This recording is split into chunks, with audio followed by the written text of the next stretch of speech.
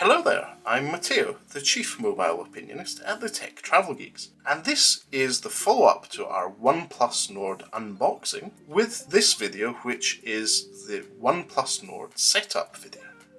If you don't already, please do subscribe to the Tech Travel Geeks here on YouTube. Right then, as you may have already seen on the Tech Travel Geeks YouTube channel, I have unboxed the OnePlus Nord, and now I'm about to go the next step and put my SIM card in it. This is quite a commitment, and then work on the unboxing. The OnePlus Nord I purchased from OnePlus here in the UK is a dual SIM device, and I've put my 3 all-you-can-eat data SIM card, which does include Feel at Home, into the device. The power on button is on the right. I'm going to long press that and see what the experience is like. So as the screen turns on, we've got a strong OnePlus logo there, and powered by Android. It's quite good. I have to say, the device does feel good to hold in the hand. Now we've got a bit of OnePlus splash screen coming up. This is the marble blue version of the OnePlus Nord. It's 8GB of RAM and 128GB of storage. I really like this colour. I hope this Sony ZV-1 camera can really do the colour justice. And turning the device on, we have what looks like a pretty material design start. So we trust OnePlus. We agree to the end user license and the user experience program. Yes, we'll give them all our data. Okay then, I'm going to log into my Wi-Fi here. Which one should we go for? This one. I'll just quickly type in my password. So that's me connecting to my Planet Express Wi-Fi. Futurama fans can rejoice there. So in this case, I don't want to copy the apps and data. I'm going to go ahead with the setup as a new device. This is a new device. I don't really want to copy everything over. I want to go through the setup experience, which on Android is part of the fun of it. So I'm just going to sign into my account. So that's me signed in. Details, Matteo Doni, I agree. It's now checking the info, getting my account information.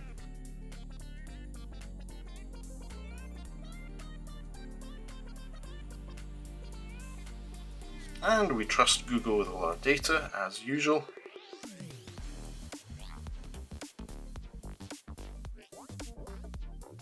Now, who's our search provider going to be? This is in the European Union. Are we going to use info.com, privacy wall? I'm really disappointed there's no Bing here. I'll just have to settle for Google. OnePlus co-creation user programs. It's the latest information and better system experience. Okay, I agree. So how to use your fingerprint. So it's an in-screen fingerprint scanner, which is quite handy.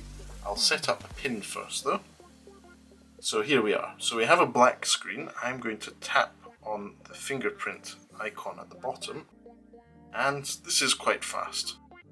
I would say this is pretty comparable to my Huawei P30 Pro in-screen fingerprint scanner.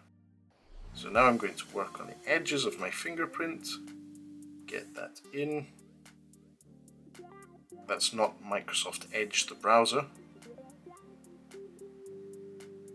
So that's the fingerprint added. Excellent. So keep going to get your phone fully set up. Let's keep going and see what that does. So Google Assistant, I think we're good with that. I use it in multiple places, not only in my phones, but in my household as well. And it already has all my voice data, so there you go. I'm already set up with Google Assistant. And since the OnePlus Nord has, in this case, NFC functionality that works with Google Play, I'm going to set up Google Pay to go ahead and use that for paying in shops. And I think that's it. In terms of setup, I'm happy with that. I think I'll see what the OnePlus operating system is like. So as far as the Roboto font is concerned, that's the standard font on Android. But let's have a look at the own font from OnePlus. OnePlus Slate. I'm good with that. And since we're in a modern world, I am going to choose to go with navigation gestures. I've been using navigation gestures for a while. It was quite a learning curve, but rather than having the buttons at the bottom of the screen, which is an option, it's good to see that you have choice there. I'm going to go with that. You've already selected Google as your default search provider. We're happy with that. So here's a quick tutorial on how the gestures work on the OnePlus Nord. So you swipe from the left to right for back, up from the bottom for home, and up from the edge of the screen into the screen for recent. So there we go.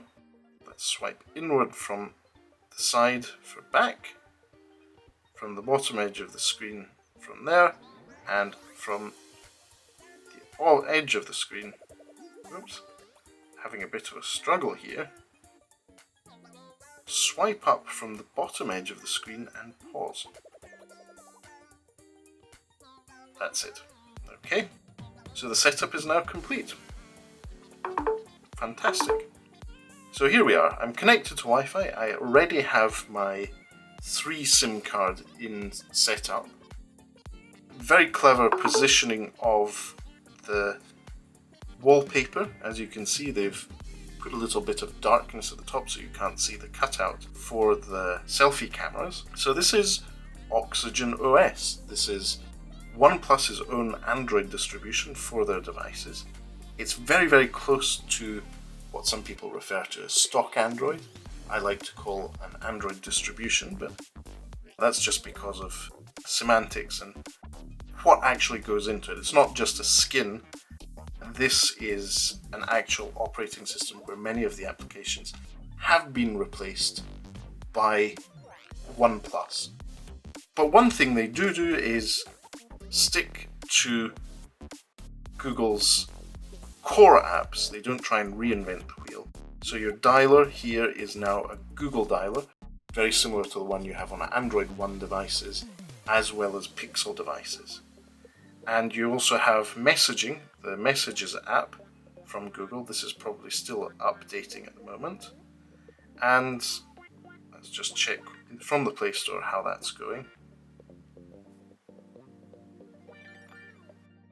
Okay, there is quite a few pre-installed apps. Many of them are fine, but if we look at the actual list, so we have YouTube Music, which is now part of Android or the One Open Handset Alliance agreements. YouTube, fine. Weather, okay. Google Podcasts, as expected. Play Store, Play Movies, Photos. Phone, which is the dialer, now using Google. Interestingly, Netflix and Facebook Messenger and Facebook Actual, as well as Instagram, are already pre-installed. Now that's a very, very interesting move. There is something called bloatware. Obviously, I'm happy having Facebook, Instagram, and Messenger on the device. They are services I use, but for some people that's a step too far. I wonder how much this subsidized the cost of the device, what the pre-install agreement was between OnePlus and Facebook here, but interesting nonetheless. Apart from that, I'm not seeing any other particularly standoutish pieces of bloatware. Netflix is the only one that really stands out. And what's this? Game Space. Okay, so this is the equivalent of Game Center from Apple. But good to see that essentially it's just the core Google apps as well as Netflix and Facebook. No other bloatware on the device. Now let's see if any of that bloatware is actually uninstallable. So it's not like some other launchers where you can just long press to drag up to uninstall. It's long press and uninstall. Okay, that's good news. You can uninstall the app. How much that leaves behind is to be seen, but not too bad if you can uninstall this. And I also don't have the option to uninstall Netflix. You can disable it though, which is good to hear. Now, whilst we've been setting up the device in the background, as we saw, the updates in the Play Store are happening. So this is ongoing. I've just kicked it off again. But we also have a system update from OnePlus. So this is the newer version of OxygenOS. So we'll download and install now. I'm lucky I'm on a very fast internet connection in terms of Wi-Fi. So the 152 megabytes downloads very fast. That's a good sign. And now it's installing in the background thanks to Android 10's new operating system update system. So it's much more efficient, it runs in the background, it's not disruptive, you don't have to spend up to an hour waiting for your phone to update, as I've been through multiple times recently with my iPhone 11. And in the meantime, all the not only core apps but the pre-installed apps are updating in the background in the Google Play Store. So that's really, really good. Now, whilst I've been using this, a really nice first impressions of the device. It's lovely, lovely to hold in the hand.